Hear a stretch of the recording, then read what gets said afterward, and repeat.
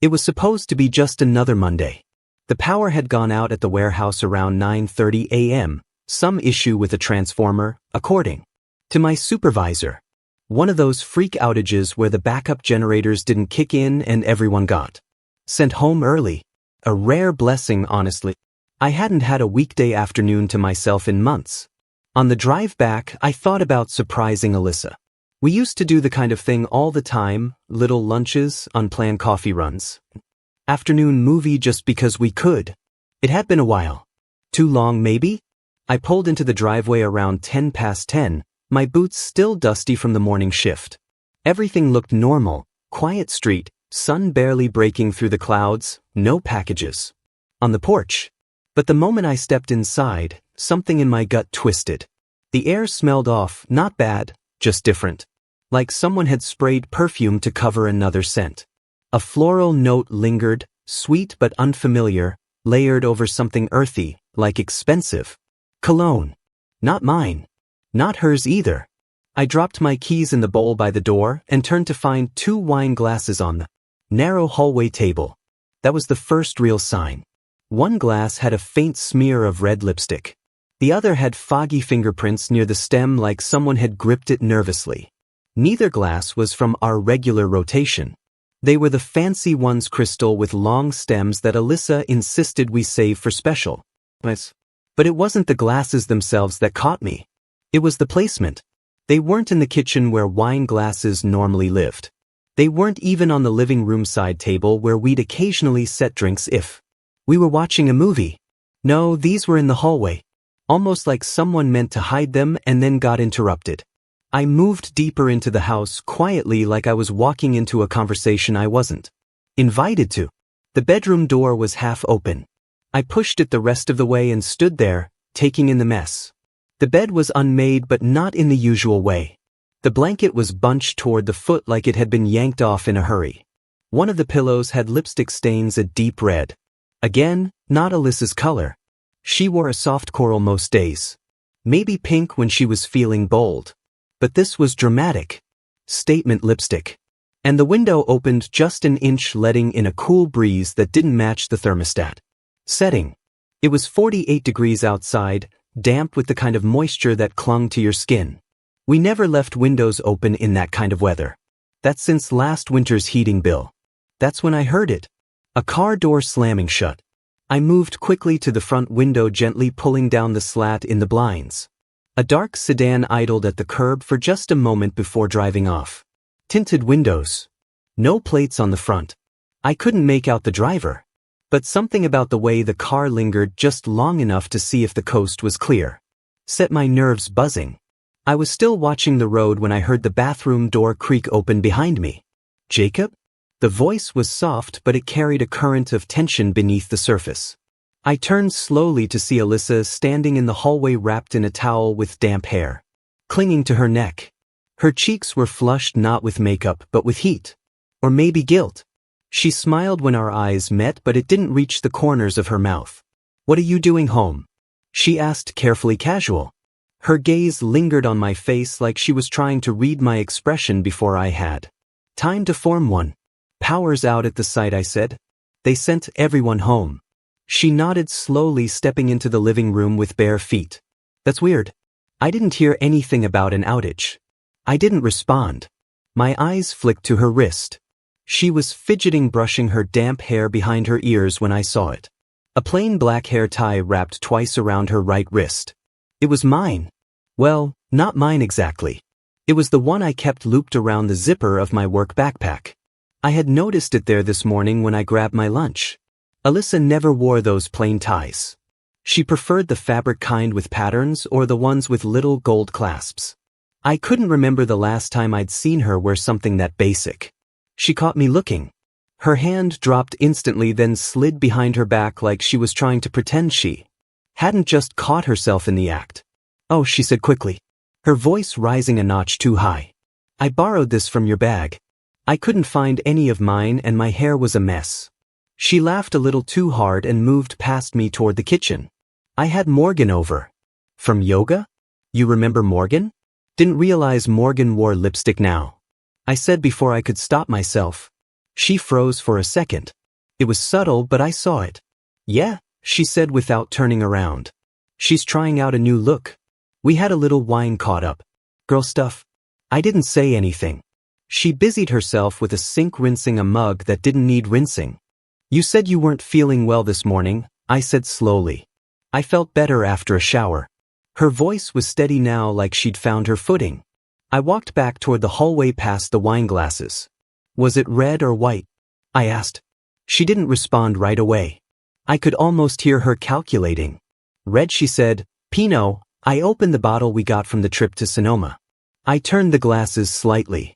One had a faint, dark ring at the bottom. The other was completely dry.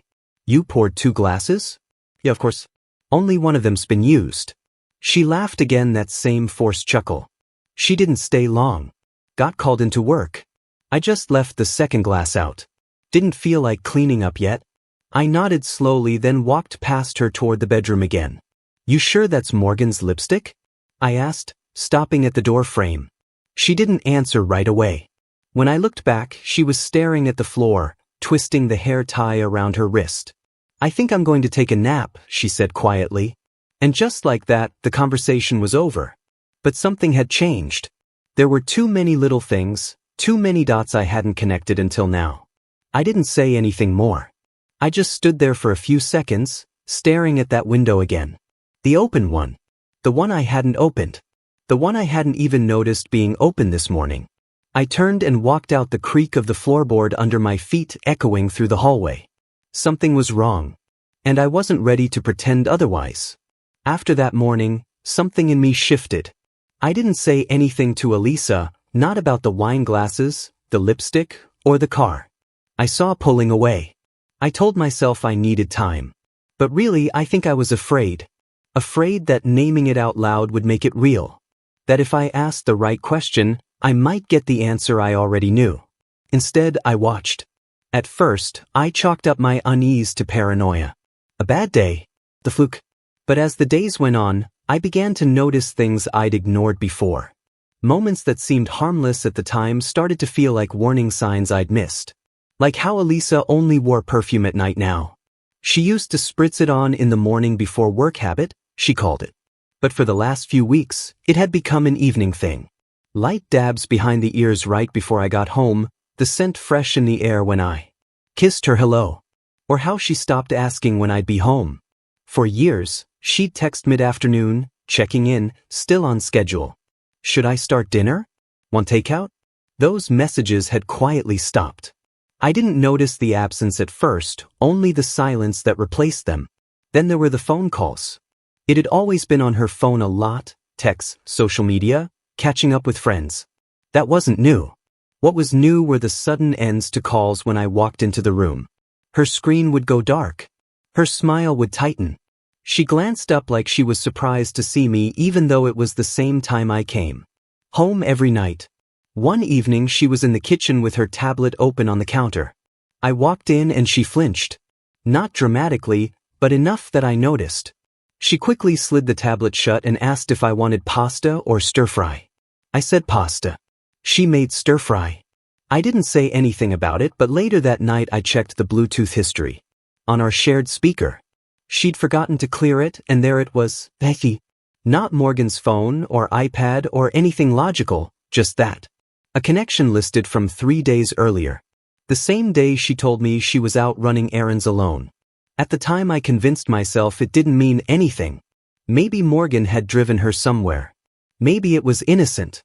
But that explanation felt like a coat 2 sizes, too small, tight, and unconvincing. It got harder to sleep. I'd lie awake staring at the ceiling while Elisa snored beside me, my mind playing back conversations. In reverse. Things she'd said that now felt rehearsed. Answers that had come too quickly. Her new obsession with watching mystery dramas, the kind with double lives and missing spouses. And trail of clues plot lines. She used to hate that stuff. But it gave her nightmares. Now she watched them with interest, making little comments like, "You'd be surprised. How easy it is to hide things from people." She'd say it with a laugh. I stopped laughing.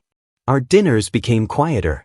We sat across from each other like coworkers on the last day of a failing project. There was no fighting, just this cold civility like we were both waiting for something to. One night I came home to find her in the backyard, pacing. She was on the phone, speaking low and fast. I caught the words "that won't work and he'll notice," followed by a sharp, "I'll call you back," the second she saw me in the doorway. "Who was that?" I asked. She smiled. Too quickly. "Just Morgan again. She's having a crisis. Her new dog keeps chewing the baseboards." I nodded, pretending to believe her. But that night I noticed she had no missed calls or outgoing logs to Morgan's number. Nothing at all for the last 2 days. I started keeping mental tabs. The time she went out didn't match up with the errands she claimed to be running. She'd come back from a quick Target run with nothing but a bottle of sparkling water and a vague excuse about long lines. One night she said she was at yoga but her mat was still in the hallway closet. Another evening she said she was meeting coworkers at a cafe across town. I drove by the cafe. It was closed for renovations. I didn't confront her. Not yet. I wanted to be sure. Then one rainy Thursday she slipped. She was coming back from the grocery store at least. That's what she said. But when she walked in she didn't have any bags. Just her purse and a look that said she'd rather be anywhere else. "Didn't find what I needed," she said quickly. "They were out of everything." "Including food?" I asked. She didn't answer. That night I found a receipt in her coat pocket. It wasn't from the grocery store. It was from a boutique hotel 10 minutes from our house. She'd paid for valet parking. No room charge. Just valet. The time on the receipt matched the hour she was supposedly hunting for produce. I sat on the edge of our bed for a long time, turning that slip of paper over in my hands. Still, I said nothing. Because as much as I didn't want to know the truth, I needed to be certain. I needed more than inconsistencies and lipstick on a wine glass. I needed something that couldn't be talked around or explained away with a charming smile. And a story about Morgan. And then it happened. We were watching TV one night and she leaned against my shoulder like everything was fine. A rerun of some sitcom played in the background. The laugh track rolled. And she said it again. That same phrase she'd been repeating more and more lately. "If anything ever happened to us," she said softly, "I hope we'd still be kind to each other." She said it like a joke. A hypothetical. But this was the 4th time in 2 weeks. The first time I'd smiled and nodded. The second time I asked if everything was okay. She said yes, just being philosophical. The third time I let it slide. But now I heard it for what it really was. A warning. She was laying the groundwork. Preparing me. Like a magician guiding your eyes to the wrong side of the stage so you wouldn't notice. The trap door opening behind you. Alyssa wasn't just being distant. She was pulling away. Carefully. Intentionally. And I was no longer sure she'd stop. By Saturday morning I couldn't take the waiting anymore.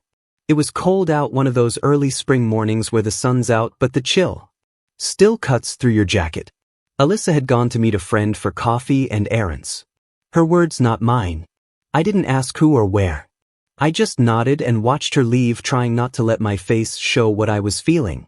I turned my attention to the storage closet in the hallway, the one we kept meaning to clean but never did.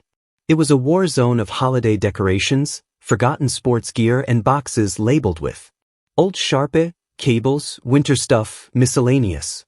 I needed to do something with my hands, something that didn't involve staring at her phone.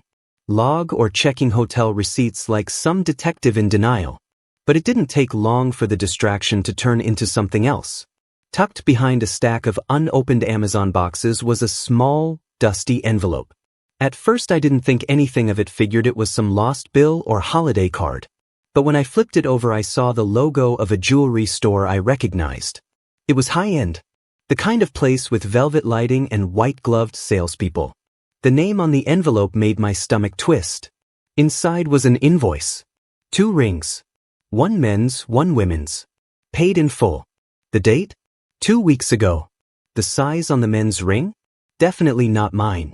I read the name on the order again. It wasn't Elise's. It was a man's name, first initial M, last name Porter. Michael Porter. The address listed for delivery wasn't ours. But I recognized it. It was the same neighborhood where Elisa had attended a girls' gathering last weekend. She'd come home flushed and giddy, said she'd lost track of time. I'd believed her. Until now. I sat on the floor with the invoice in my hand, every nerve in my body buzzing. This wasn't lipstick or suspicion. This wasn't a hunch or a slip of the tongue. This was purchase history. This was commitment. This was proof. I wasn't paranoid. I was a target. I was a placeholder. The betrayal wasn't emotional anymore. It was practical. She was planning something. I don't know how long I sat there, staring at the invoice. The sun shifted across the living room floor. And I just sat. At some point, I found myself wandering into her office. Our shared workspace where we kept the printer, the tax files, her tablet. She'd left it charging overnight. Open on the desk. Normally, she closed everything out. She was neat like that. But not this time. There plain as day was a browser window still open. A hotel booking confirmation. My eyes scanned the screen. Check-in date. Next Friday. 2 nights. Executive suite. Hotel near the airport. The reservation wasn't under Alyssa's name. It was under Michael Porter. Same name as the ring receipt. Same address. The pieces clicked into place like a cruel jigsaw puzzle. She wasn't just seeing someone else. She was planning a getaway. The rings. The hotel. The quiet emotional exit strategy. It was all happening right in front of me. And she'd stopped even trying to hide it. I think that's what hit me hardest. That she didn't think I'd notice. Or worse, that she thought I'd notice and still wouldn't do anything about it. She thought I was that passive. That broken down. And for a while, she was right. I didn't confront her. I didn't call or text or throw her things in the driveway. I didn't cry. Didn't scream. I just moved. I went into our bedroom, pulled a small suitcase from under the bed, and began to pack. Essentials only, a few changes of clothes, my passport, the external hard drive with my work files. I grabbed my birth certificate from the fireproof box and the envelope of emergency cash. We kept for hurricanes and blizzards. Then I logged into our shared accounts and began closing them. Music accounts, streaming services, our joint Amazon Prime. I changed the routing on my paycheck to a new bank account I'd opened online months ago. Back when things first started to feel strange. I hadn't used it for anything until now. By mid-afternoon, I had everything I needed. I left the envelope on the kitchen table, the jewelry receipt inside, along with a sticky note that simply said, "You were right." I noticed nothing. Until now. Then I walked out of that house like it was burning behind me. I didn't know where I was going exactly. Just not there. I ended up at a long-stay rental on the edge of the city. A small unit with creaky floors and a window that looked out at a dumpster. But it was clean and quiet. I paid in cash. Used a name I hadn't used since high school. My middle name, one nobody ever calls me by. Just in case. I didn't want to be found. But yet, the first night alone I didn't sleep. Not out of grief. Out of clarity. I saw it all now. The way she moved. How carefully she'd carved me out of her plans. She had built a new life under our shared roof and hadn't even blinked while doing it. And now that I was gone, I wondered if she'd even notice right away. Or if she'd just think the house felt lighter. The next day, I bought a prepaid phone and logged into a throwaway email I hadn't used in years. It wasn't about hiding anymore. It was about starting over. No more guessing games. No more trapdoors. I was out. But Elisa wasn't done. Not yet. 3 days after I left, a package arrived at the rental's front desk. No return address. Just my full name. First, middle and last. The same name I'd used to check in. Inside was a manila envelope. It was a lease agreement. Brand new. Formal. Signed and dated. Tenant. Elisa Kendall. Co-signer and landlord. Michael Porter. Same man. Same name. Different life. She hadn't just moved on. She'd moved in. I didn't reach out. Not when the lease papers arrived. Not when I saw her signature next to his. Not when I realized that within days of my exit, Elisa had already slotted herself into another man's life like it was the final step in a checklist. There was nothing left to say. I didn't need to yell or curse her out. I didn't want answers. The answers were already there. In the quiet details she thought I wouldn't notice. The hair tie. The wine glasses. The receipts. The the tablet she forgot to close. Each clue, innocent on its own, but damning when strung together. She hadn't stumbled into betrayal. She planned it. That was the part one couldn't shake. Not the cheating itself, though that was its own kind of poison, but the strategy behind. The clean exits. The way she softened me with vague kindness. Flat little what-if lines like, if anything ever happened to us. While she was already preparing for a future that didn't include me. There was no note in the package she sent.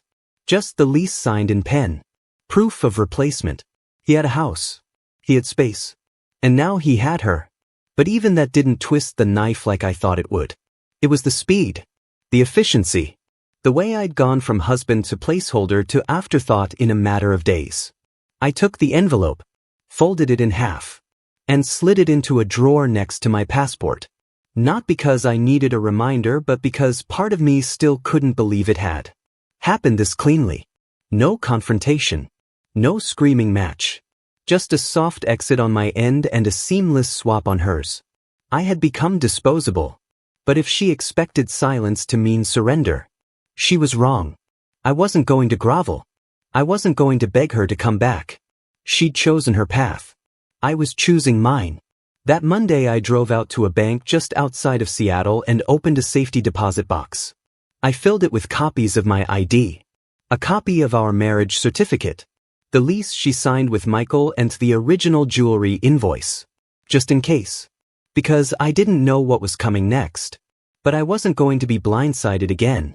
I changed all my passwords, including the obscure ones tied to old subscriptions and recovery accounts. I wiped the backup drive I'd left at the house and started fresh on a new one. I even swapped my usual driving route to work, cutting across side streets and back roads. Not because I thought she was following me, but because the idea of being predictable now felt dangerous. I had lived my life trusting patterns. Now I was done with patterns. I moved through each day like a man rebuilding from a controlled demolition. Quiet, focused, aware of how easily things could fall again. And through it all she didn't call. No missed calls. No blocked numbers. Not even a vague just checking in text. Nothing. It was almost impressive how quickly she vanished. If I didn't know better, I'd have believed she never existed. One night, maybe 2 weeks after I left, I was walking home from a late shift. It was dark, early spring dark, where the wind stings and the shadows stretch long under street lamps. I turned the corner near my building and froze. A car I didn't recognize was parked across the street. Not running. Just sitting there. Lights off. Windows up. I kept walking. The next morning it was gone. I told myself it was probably a neighbor's guest or a Lyft driver taking a break. I had no evidence it was anything else. But the feeling stayed. That week it happened again. Different car. Same spot. Same timing. I waited at the window that night. Nothing happened. No knock. No call. The headlights flipping on around midnight, followed by the quiet pull away of tires on wet pavement. Still, I said nothing. But the next day I changed the locks. The property manager didn't ask why. I didn't offer an explanation. A few days later I was digging through a drawer for a spare charger when I found the old work laptop Elisa had used last winter. She'd asked to borrow it, said she needed access to her files while her own was in for repairs. At the time it hadn't seemed like a big deal. She worked in data analysis, mostly supply chain logistics. Nothing sensitive. Nothing secret. At least that's what I thought. Curiosity, or maybe instinct, got the better of me. I powered it on. It was slow but still functional. I connected it to the network and checked for any remaining files. Most of it was empty.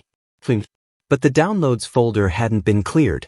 Buried under layers of temporary files and spreadsheets were 2 folders I didn't recognize. Unlabeled Q3_port review and another named contracts_X4. Inside them were files I didn't understand, massive CSV logs, some PDFs marked internal, use only, and a few email chains with external senders I didn't recognize. One name jumped out. Michael Porter. The same Michael from the lease. From the jewelry receipt. From the hotel booking. I opened one of the emails. The contents made my stomach flip. He wasn't just a boyfriend. He was part of something else. The emails reference shipments, inventory numbers, contract transitions, all under non-disclosure flags. And worse, my name was on one of them. An attachment listed me as a signatory. A scanned copy of a document I didn't remember signing. I closed the laptop and stared at the wall. What had she done? Was this more than betrayal? I pulled the external hard drive from my drawer, the one I'd saved everything onto before. I left and began copying the files. My fingers trembled as the progress bar inched forward. She hadn't just replaced me. She'd used me. My name. My laptop. My credentials. And now, I didn't know how deep it went. But I knew I was in something far worse than heartbreak. I couldn't shake the feeling that someone was watching me. It started small. A car idling too long across the street. A man with a hood pulled up, lingering near the mailbox cluster. Once I swore I saw the same guy standing outside the corner store 2 blocks from my apartment. Same ratty windbreaker, same posture, just staring blankly ahead like he was waiting for a bus that never came. At first I told myself it was paranoia. After everything with Elisa, after the betrayal and the lies and the hotel bookings under someone else's name, it made sense that I'd be jumpy. But then I found the scratch marks on my door lock. They were faint, like someone had tried a key that didn't quite fit. No break-in. No damage to the frame. Just tiny metal scrapes where there shouldn't have been any. I called the landlord. He brushed it off. Probably a previous tenant's key, he said. Sometimes people forget to turn in their spares. Maybe he was right. Maybe it was nothing. But that night I slept with the light on. 3 days later I caught a man following me as I left work. I didn't see him at first, just caught a reflection in the glass doors of a bakery. A guy in a gray beanie walking slow, always the same distance behind me no matter how fast or slow I went. I ducked into a hardware store and waited. He walked past without even glancing in. But I saw the corner of his mouth twitch. Not a smile. Something tighter. That's when I remembered the old work laptop. The files. The emails. Michael Porter. I hadn't touched the laptop since I copied everything to the external drive. It sat in a locked drawer in my apartment now under a pile of legal pads and bank documents. I told myself I needed to take it to someone, an expert, maybe the police, but I hadn't. I wasn't sure who to trust. I didn't know what I was even looking at. But I did know one thing. Those files weren't supposed to be there. And neither was that VPN client. I hadn't noticed it before, hidden deep in the system tray, buried in startup files. A client I didn't install. It had been routing data through a secure line that didn't trace back to her job. I looked up the IP. It pinged off a server in Europe, one known for hosting privacy masks. The client had last connected 3 weeks ago. Around the same time she'd borrowed the laptop. Around the same time her lies had started to take shape. What exactly had she been accessing? I called a friend of mine from college, Ben. He was a systems analyst for a cybersecurity firm in Portland. We hadn't talked in years, but he still answered like no time had passed. I need a favor, I said. Of the books. He didn't ask questions. Just told me to upload the files through a secure portal he sent me. I did it that night. Everything from the drive. The ring receipt. The hotel confirmation. The emails. The internal documents. The strange PDFs. 2 days later he called me back. Jake, man, where did you get this stuff? I didn't answer. He continued. Some of these files, contractor logs, subcontractor manifests. They're tied to restricted supply chains. Defense-grade material, maybe not full-on classified, but sensitive enough to get attention. I felt my mouth go dry. You're telling me she pulled that data through my laptop? I asked. Ben was quiet for a second. Not just pulled. I forwarded. There are transmission logs. And you were the logged-in user when it happened. I leaned against the kitchen counter, gripping the phone like it was the only thing keeping me upright. What does that mean legally? He hesitated again. It means if someone's looking to trace a breach, your name is already in the chain. I hung up without saying goodbye. That night I didn't sleep. I unplugged the laptop and put it in the closet. Not that it mattered. Whatever had been done was already out there. It wasn't just a relationship she sabotaged. She had hijacked my digital identity, my professional reputation, my access. And now I was a name on a breach. The next morning I got a call from a number I didn't recognize. I let it go to voicemail. 30 minutes later, the same number texted. Meet me at 10. Elm Street Cafe. I have answers. Connor P.I. I didn't remember hiring a private investigator. But I did remember an old friend of my brother's, a guy named Connor who'd done security work. I hadn't talked to him in years. Still I went. The cafe was small, barely more than a coffee counter and 3 booths. Connor was in the last one, his back to the wall. He looked older than I remembered, beard a little thicker, as a little more tired. Jake, he said as I slid into the seat across from him. I didn't know I needed a PI. He tapped a thick manila folder on the table between us. Didn't hire me. I was sent. But he slid the folder toward me. Look inside. I opened it. Inside were printed emails. Dozens of them. Dates, names, IP logs, message threads between Alyssa and a burner account. The earliest one was dated 5 months ago. Your wife, Connor, said was approached by someone posing as a whistleblower. They claimed they needed documentation to expose internal fraud at her company. She believed them or pretended to. He pointed at the emails. They asked her to collect files. Told her what to look for. What accounts to access. At first it was small stuff. But then it escalated. She used my credentials, I said. She used everything, Connor replied.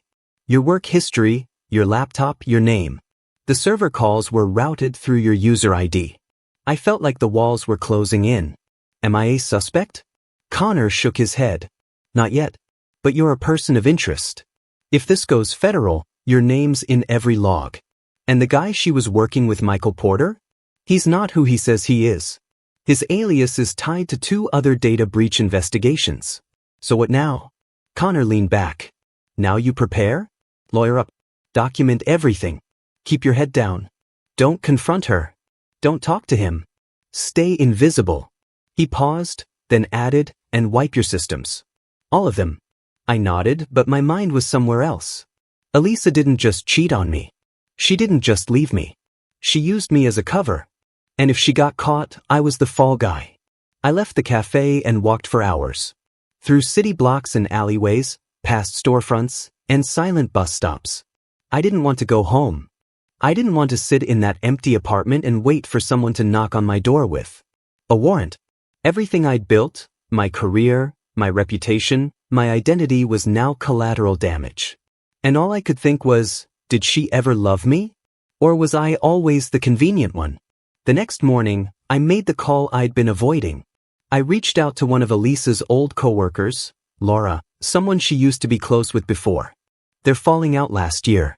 We hadn't spoken in a long time, but when I explained what I'd found, her voice dropped. Thank you for taking the time to read this story. If you enjoyed it, subscribe, like and share in the comments. Remember, history is a witness to the past, a light of truth, a living memory, a teacher of life, a messenger of antiquity, and see you soon. I knew something was wrong, Laura said. Elisa started asking weird questions around the office.